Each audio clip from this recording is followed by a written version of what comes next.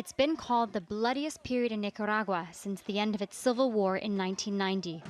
A wave of anti-government protests that started in April has left more than 300 people dead.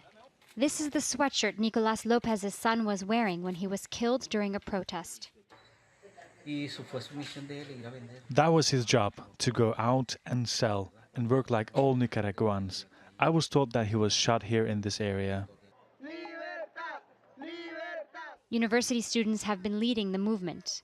What started as student demonstrations against a pension tax escalated into a national struggle against corruption, with hundreds of thousands demanding justice for those killed by government forces. Protesters also want President Daniel Ortega to hand in his letter of resignation. But with the support of his base, President Ortega has rejected calls for early elections. He blames the crisis on criminal groups and opposition parties.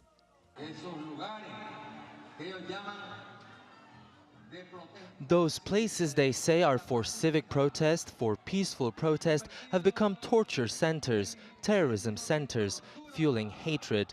Criminals and murderers committed these crimes. The country is one of the poorest in Central America, with almost half of the population living below the poverty line. And the current unrest has already cost Nicaragua hundreds of millions of dollars. The Catholic Church is acting as the mediator between the government and protesters. So far, their negotiations haven't been successful. But with protests planned later this week, Ortega seems unwilling to budge, and that means more violence can be expected. Alexi Noel, TRT World.